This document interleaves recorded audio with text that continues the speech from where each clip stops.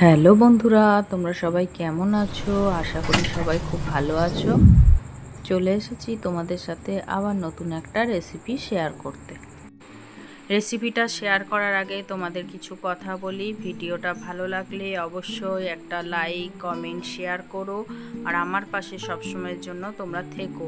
আমি অনেক দিন পর আজকে ভিডিও শেয়ার করলাম। বিশেষ কিছু কারণের জন্য আমি ভিডিও শেয়ার করতে পারছিলাম না, তাই তোমরা আমার পাশে প্লিজ থেকো সবসময়ের জন্য।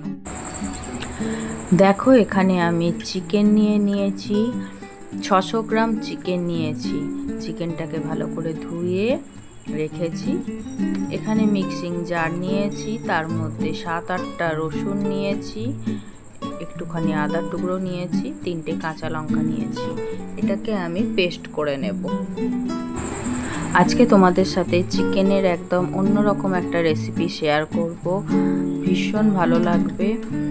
তো আমি পেস্ট করে নিয়েছি আদা, রসুন, কাঁচা লঙ্কাটা, ওটা দিয়ে নিলাম মাংসের মধ্যে। এবার এখানে আমি 1/2 চামচ নুন দিলাম, অল্প করে হলুদ গুঁড়ো দিলাম, 2 চামচ আমি এখানে সর্ষের তেল দিয়েছি, আর যে যেরকম ঝাল খাবে সেই পরিমাণ লঙ্কা গুঁড়ো দিয়ে এটাকে আমি সুন্দর করে মেখে আধা ঘন্টা রেখে দেব। আধা ঘন্টা পর আমি তোমাদের কাছে ফিরে আসব চিকেনের এই রেসিপিটা শেয়ার করতে।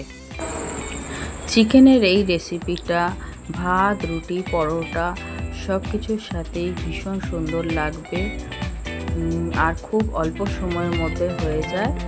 তো চলো, এটা আমার মাখা হয়ে গেল। এবার আমি আধ ঘন্টা পরে আসছি তোমাদের কাছে।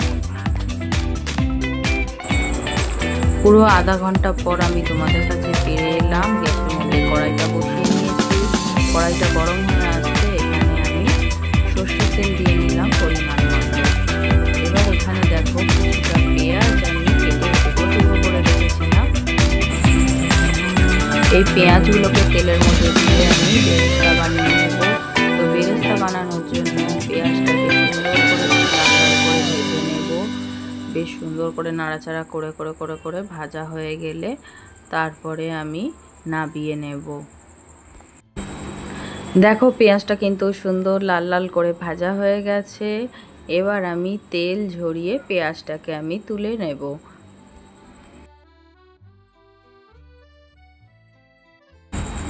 দেখো, তেল ঝরিয়ে পেঁয়াজটাকে কিন্তু আমি তুলে নিলাম। এবার কড়াইয়ের মধ্যে যে পরিমাণ তেল আছে তার মধ্যেই আমি টুকরো করে কেটে রাখা পেঁয়াজটা আমি দিয়ে নিলাম। পেঁয়াজটা দিয়ে নাড়াচাড়া করে পেঁয়াজটাকে আমি ভাজা ভাজা করে নেব। পেঁয়াজটা ভাজার সময় একটুখানি নুন দিয়ে নিলে পেঁয়াজটা নরম হয়ে যায় এবং তাড়াতাড়ি ভাজা হয়ে যায়। দেখো, পেঁয়াজটা ভাজা হয়ে এসেছে। এবার আমি ম্যারিনেশন করা মাংসটাকে এবার আমি দিয়ে নেব। দেখো, মাংসটা আমি দিয়ে নিলাম। মাংসটা দিয়ে নাড়াচাড়া করে নিচ্ছি পেঁয়াজের সাথে। আমি কিন্তু পেঁয়াজটা ভাজার সময় নুন দিইনি, যেহেতু মাংসটা ম্যারিনেশন করে রাখার সময় আমি নুন দিয়েছিলাম, ওই জন্য পেঁয়াজটায় আমি নুন দিলাম না। দেখো, মাংসটাকে সুন্দর করে নাড়াচাড়া করে নিচ্ছি। মাংস থেকে কিন্তু অল্প অল্প জল ছাড়তে শুরু করে দিয়েছে।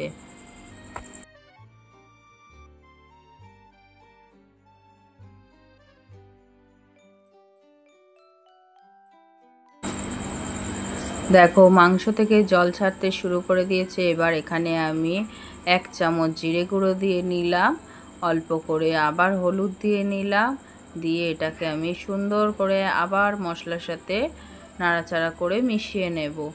মশলাটা যতক্ষণ কষানো হতে থাকছে, আমি এদিকে একটা মিক্সিং জারের মধ্যে কয়েকটা কাজু আমি পেস্ট করে নেব।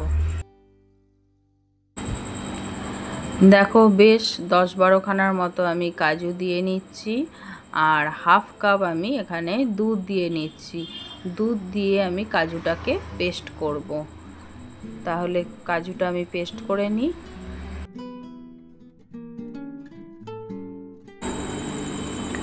এদিকে আমি 1/2 টিস্পুন আমি কাসুরি মেথি নিয়েছি। কাসুরি মেথিটা উপর দিয়ে আমি ছড়িয়ে দিলাম।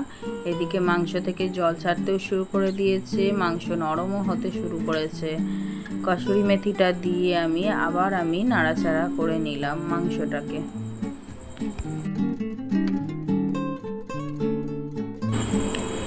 এখানে আমি অল্প করে আবার একটু লঙ্কা গুঁড়ো দিয়ে নিচ্ছি। ম্যারিনেশন করার সময় আমি লঙ্কা গুঁড়ো দিয়েছিলাম, যে যেরকম ঝাল খাবে সেইভাবেই পরিমাণ দিয়েও ঝালে লঙ্কা গুঁড়োটা দিয়ে আমি আবার একটুখানি নাড়াচাড়া করে নিচ্ছি। মাংসটা একদম পুরোপুরি অন্যরকম স্বাদ হয়েছিল, দারুণ হয়েছিল রান্নাটা। তোমরাও একবার করে দেখো, আশা করি ভীষণ তোমাদেরও ভালো লাগবে। মাংস কিন্তু নরম নরম হয়ে এসেছে। এদিকে আমি বেটে রাখা কাজুটা আমি দিয়ে নিলাম ওপর দিয়ে। কাজু দিয়ে কিন্তু গ্যাস কিন্তু আমি একদম কমিয়ে দিয়েছি। আর এখানে মিক্সিং জারটা ধুইয়ে আমি জল দিয়ে নিলাম অল্প করে। এখানে আর জল দেব না। কাজু বাটাটা দিয়ে নাড়াচাড়া করে নিচ্ছি। বারে বারেই আমি একটু একটু করে নাড়বো যতক্ষণ না তেল ছাড়তে শুরু করবে, না হলেই নিচে কড়াইয়ের নিচে লেগে যাবে। ম্যারিনেশন করার সময় আমি নুন দিয়েছিলাম অল্প করে, আর আমি নুন দিইনি। এখানে আমি একটুখানি টেস্ট করে দেখলাম, দেখে আমি এখানে নুন দিয়ে নিলাম হাফ টিস্পুন। দিয়ে আবার একবার নাড়াচাড়া করে নিচ্ছি। আস্তে আস্তে কিন্তু তেল ছাড়তে শুরু করে দিয়েছে। গ্যাসটা কিন্তু একদম কমানো রয়েছে আমার। এবার আমি বারে বারেই নাড়াচাড়া করে নিচ্ছি। মাংসও সেদ্ধ হয়ে এসেছে। এই মাংসর স্বাদটা কিন্তু একেবারেই অন্যরকম হয়েছিল, ভীষণ সুন্দর হয়েছিল। রুটি, পরোটা, লুচি সব কিছুর সাথে, ভাতের সাথেও ভীষণ ভালো লেগেছে। দেখো তেল ছাড়তে শুরু করে দিয়েছে। দেখো মাংস থেকে কিন্তু পুরোপুরি তেল ছেড়ে দিয়েছে, কষানো হয়ে গেছে, মাংস সেদ্ধও হয়ে গেছে। কি সুন্দর লাগছে দেখতে মাংসের কালারটা। এইবার আমি এখানে 1 চামচ চিনি দিয়ে নেব। রান্নাতে চিনি দিলে রান্নার স্বাদটা পুরোপুরি পাল্টে যায়, ভীষণ সুন্দর হয়, টেস্টটাকেও ব্যালেন্স করে। তো রান্নাটা পুরোপুরি দেখো আমার কিন্তু কমপ্লিট হয়ে গেছে। পুরো তেল ছেড়ে দিয়েছে মাংস থেকে। ভীষণ সুন্দর, একদম অন্য রকমের একটা চিকেনের রেসিপি আজকে করলাম তোমাদের সাথে শেয়ার। এবার আমি মাংসটাকে নামিয়ে নেব। মাংসটা কিন্তু আমার পুরোপুরি রেডি হয়ে গেছে। এবার আমি একটা জায়গার মধ্যে মাংসটাকে নামিয়ে নিচ্ছি। আর প্রথমেই যে আমি পেঁয়াজটা বেরেস্তা করে ভেজে রেখেছিলাম, সেই পেঁয়াজের বেরেস্তাটা আমি মাংসের ওপর দিয়ে ছড়িয়ে দিচ্ছি। খাওয়ার আগে মাংসটাকে পেঁয়াজের বেরেস্তার সাথে নাড়াচাড়া করে মিশিয়ে তারপরেই আমি সবাইকে সার্ভ করব। তো আজকে আমার চিকেনের রেসিপিটা এখানেই কমপ্লিট হয়ে গেল। আশা করি তোমাদের ভীষণ ভালো লাগবে। ভালো লাগলে লাইক, কমেন্ট, শেয়ার করো। সবসময়ের জন্য মানালি ক্রিয়েশন চ্যানেলের পাশে থেকো। আজকের মতো টাটা।